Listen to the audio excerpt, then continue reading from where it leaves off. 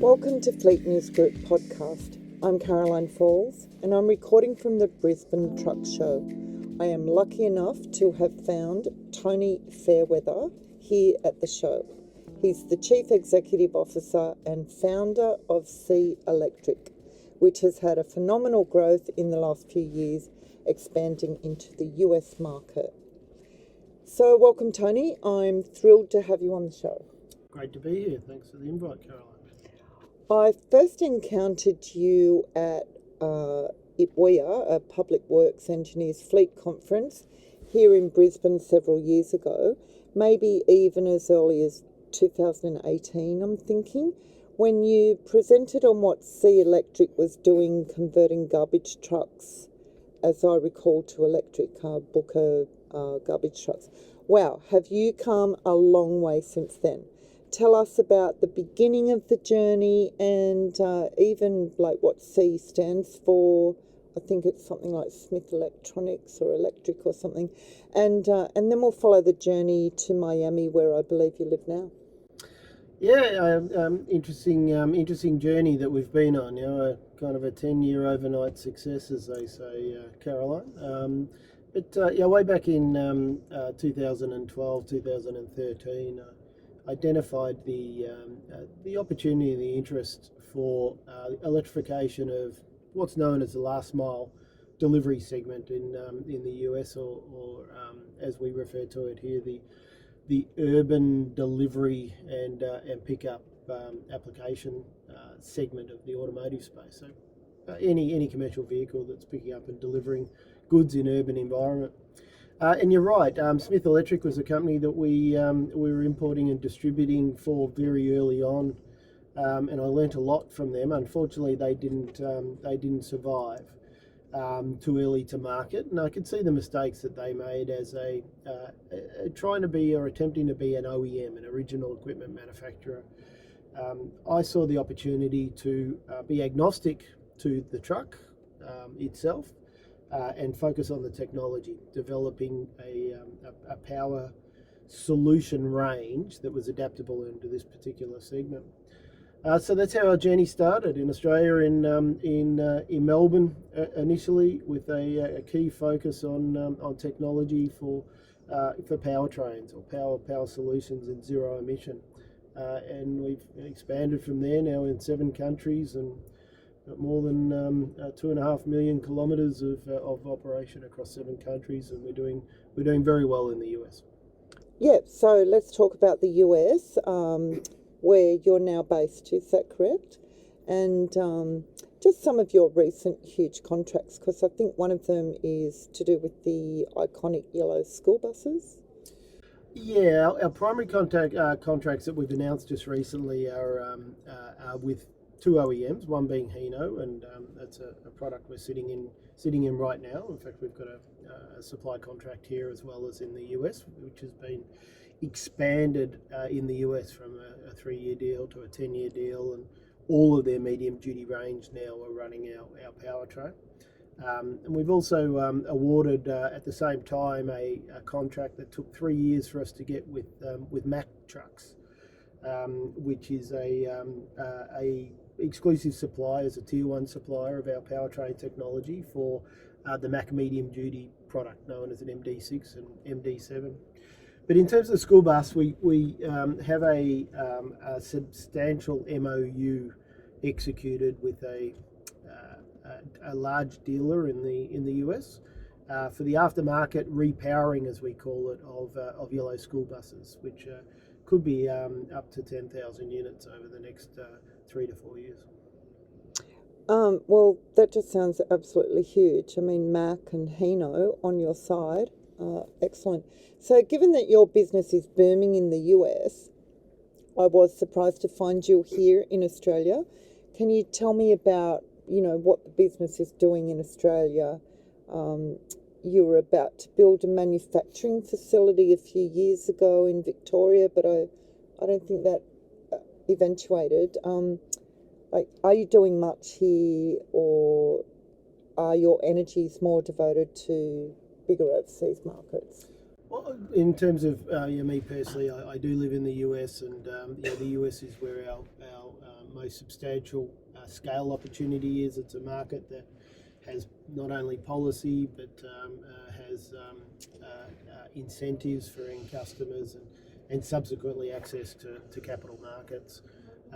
However, I'm a proud Australian and born and bred in Melbourne, and we do have an operation facility there. We've got quite a few thousand square metres under roof, and we're doing the assembly of all of the Hino-based products. All of these models that are on our booth are all being assembled in Australia.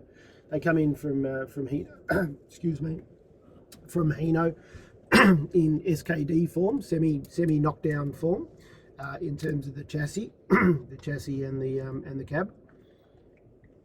And we assemble them as a rolling glider chassis, and then add the electrification. So we're not removing engines or gearboxes. This is new product, fully homologated to ADR in Australia and distributed here. We did look to expand our assembly operations down there a few years ago into the Latrobe Valley with some government support, but for a whole range of reasons, it didn't work for us, and we collectively agreed that wasn't right for us. So our operations are in Dandenong in Melbourne, and we'll continue to expand as the volume grows in Australia. So you mentioned that you're in another, I think you said a total of 7 countries. So apart from Australia and the US, where else are you? So we've got product operating in New Zealand, in South Africa, Indonesia, in North America, both the US and Canada, and in Thailand, as well as Australia and New Zealand. I think that makes 7. Is that right? Yeah. So let's just talk about the recent trajectory of EV adoption in Australia. Are you relieved, surprised, excited by the government policy moves and growing interest and curiosity in all things to do with more sustainable transport, which of course equates to electric? Yeah, it's great to see since the change of government increased activity, and the reality is that prior to a change of government, there was no activity in electrification. Living overseas and seeing where Australia stood in terms of zero emission policy was up until the change of government was quite embarrassing, to be honest, to be in the EV space. After developing the technology in Australia and having to justify why Australia had no interest in EV was embarrassing for a number of years. So great to see some activity. Still not enough in our segment. It's been disappointing, to be honest, to see the EV strategy released that is purely focused on passenger car. And I spent a lot of time personally in lobbying and involved in that in Canberra, and provided some guidance on zero cost policy that has been very successful in the US. Things like the Advanced Clean Truck Rule that was introduced a number of years ago that mandates a transition to electrification by OEMs on a kind of a staged basis, increasing year on year from next year. That's had a tremendous impact on activity, but to date, there's been no real policy or incentives targeted at the commercial vehicle space. Now, I understand that they need to get the fuel efficiency standards in place, the federal government, and I'm hoping that as soon as that happens, that there may be some activity in terms of further support for the commercial vehicle segment. Because the reality is, this segment is ready to scale. The economics make sense. The duty cycle makes sense. For every truck you put on the road, it's equivalent of taking 20 internal combustion engine cars off the road. So it has the greatest bang for its buck in terms of transitioning. And it also removes diesel engines, which are now recognised by the World Health Organization as emitting carcinogenic particulates. They're horrible, and every commercial vehicle in urban applications in Australia is currently powered by diesel engines. So it should be the first area that they look at eliminating. Yeah, you're talking about NOx emissions, and I agree. I just don't think Australians get it at all. They think that we've got blue skies and our air looks clear, and they don't realise that, you know, emissions where people live and go to school and work are so dangerous. Absolutely, they are literally dangerous, and there are fatalities as a result of diesel emissions. Yeah. Period. So just talking about policy for this sector, when you say this sector, you're talking, as you said right at the outset, about the sort of last mile or the urban delivery sector. That's correct. Is that affected by things that the trucking industry is talking about, like axle weight and mass and width? Not really. I think it is in the heavier duty space, but not so much in this medium duty segment. There's no industry reason why a transition wouldn't occur other than economics and education. And the economics is about education. So the sooner some general policy can be put in place, the sooner the local industry, fleets and even OEMs and distributors can really understand what the benefits of making this transition, and the fact that even though there's a premium up front, there's a payback on the vehicle over its life, because the operating costs are significantly lower on an annual basis. So there's absolutely no reason why every delivery truck sold in Australia, let's call it in 3 to 5 years' time, shouldn't be zero emission. Just jumping overseas, the atmosphere and the take up in America, the US, like, I'm just interested in, because I'm not there, you're there. Tell us, what the atmosphere is like for sustainable transport, like what's driving business and government and even consumers to want to make the shift to electric. And I guess this is an opportunity for you to expand on a policy that you said is in place in the US that's not here. I'd like to hear more about that, because I like our podcast to be sort of educative, and obviously we like to follow things that are going on overseas. Yeah, no, understood. I appreciate that. So the key policy, or the initial policy that was implemented by what's called the California Air Resources Board in California, is known as the Advanced Clean Truck Rule. And it provides, as I said, a framework upon which they are mandating that any OEM selling new product in the state of California, and this was introduced 4 years ago to allow the OEMs time to develop their technology. But 4 years ago, it's coming into play at the end of this year, that from next year, 9% of Hino sales and Fuso sales and Isuzu sales and Volvo sales, any OEM selling in California, 9% of their sales have to be zero emission, or there are significant penalties for not achieving that milestone. That particular rule has been picked up by 14 other states, which are the big blue states, which makes the majority of the fleet sales across those 14 states, and has created a lot of momentum and appetite for the OEMs to progress, which is why we've got this extended contract with Hino over there, and the Mack contract as well, really on the back of that. Only a few weeks ago, they introduced a supporting policy or rule called the Advanced Clean Fleet Rule, and it's mandating that fleets of a certain size have to have a certain percentage of zero emission products. So next year there is a UPS truck that we're about to deliver after the show. That's the first zero emission UPS vehicle in Australia. However, UPS in the US have been trialling and testing and validating our product and others for a number of years now. They now know that they've got to have a certain percentage of their fleet zero emission starting next year.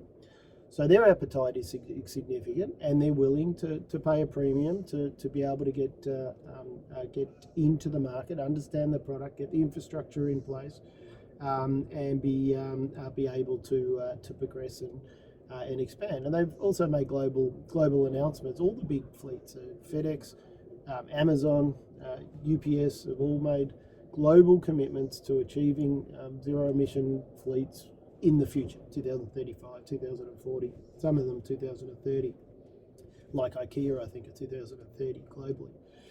So in order to do that, they need product, and we're able to offer them product. But that policy has then created supported by incentives. And there's a program called the Heavy Vehicle Incentive Program. They're typically state-based incentives for end customers that get a rebate or a discount on buying zero emission. And then that creates appetite in the capital markets to invest in companies like us, and it's a vicious circle, or a positive snowballing effect that the US have that Australia is just starting with right now. A virtual circle. Correct. As an Australian business striking out in the US, how did you do that? And do you have other Australian businesses, whether they're from transport or elsewhere, asking you for guidance on how to crack into that big market?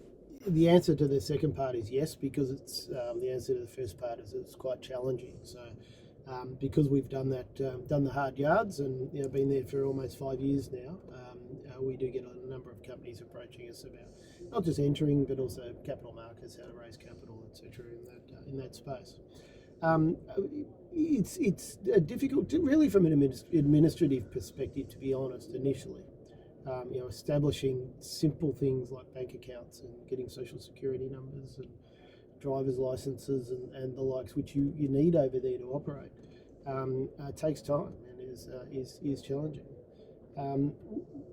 I had a strong view that we couldn't enter the US until we had proven product. We couldn't go there and say, this is what we plan to do. We needed to go to the US and say, this is what we have done. So, we had 1.5 million miles, which is 2.5 million kilometres of operation across 6 countries or 5 countries before we went into the US. So I could go there and say, build our team, and our team be able to say, hey, this is what we've done outside of the US. We're not just coming here and testing on you as an international company, as a company from outside of the US, and that proved successful. So there's a number of key things that I think need to be done and put in place in order to be able to enter the US and be successful, and we were lucky enough to be able to do that. Just out of curiosity, what compelled you to devote yourself and your money and your business to electrifying vehicles? And was it concern for sustainability or tea leaf reading? Yeah, to be honest, it's all of the above. In that, I saw the opportunity. Firstly, I saw the opportunity for electrification in a particular segment as being niche and being the first to be adapted and taken up without the need for incentives. So that was kind of the starting point. But there was an equal bias to the environmental health angle as there was to the commercial angle. I could see this was going to be a very strong and valuable a business with if we could develop proprietary technology, which is what we focused on doing. So there's nothing better than being able to create value for stakeholders and shareholders in a business that's doing the right thing by the environment and by the health of people that live in cities. We're actually sitting here right now in the cab of one of the vehicles that you've put an electric powertrain in. So it's a very nice studio for our little podcast show. But I just jumped in and I didn't even really look at the vehicle. Did you say it was a Hino? Yeah, it's Hino. All of the product on here is Hino based, but it's homologated as our product. So this is known as a C85E, as you see on the number plate in front of us. So it's a C85E, and it runs 138 kilowatt hour of battery. It's got a 1500 newton meter motor, and all of the ancillaries are operated by the high voltage proprietary battery electric solution.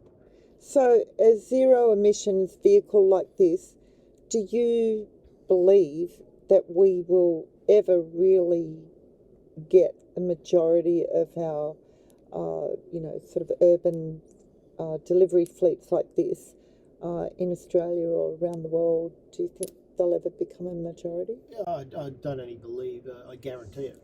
I absolutely guarantee it. The battery electric is the powertrain of choice for this segment. Let's call it over the next 20 years, and transitioning from now. Next year and the year after are going to be large in all markets globally. are going to be large transition periods. We see what's happening even in more developing countries. The incentives are there, the policy's coming into play. The diesel engine, in terms of urban application, will be dead in 5 to 10 years. And just to finish up, can you tell us what your vision or goal is now for Sea Electric over the course of the next few years, decade? For us, it's all about scale. It's all about scale. It's all about growth. It's about entering new markets with the already proven technology. It's about providing solutions to our partner OEMs that we've got now and other OEMs that may need help. From a commercial perspective, we have a range of institutional investors that would like to have flexible liquidity options in the future. So, we're currently a private company and well funded, but we have line of sight of going public at some time in the future, most likely in the US. You heard it here first. Thanks, Tony. I know you are super busy here at the show, so thank you very much for your time today. You're welcome. Thanks, Caroline.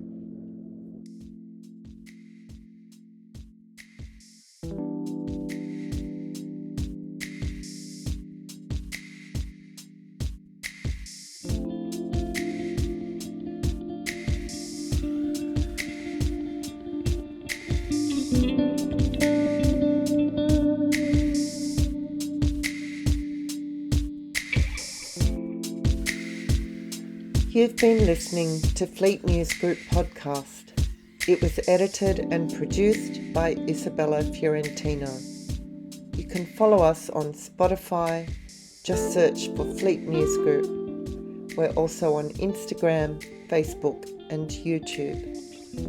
Our website is fleetnewsgroup.com, where you can get all of our stories, videos and podcasts. Until next time, drive safely and take care.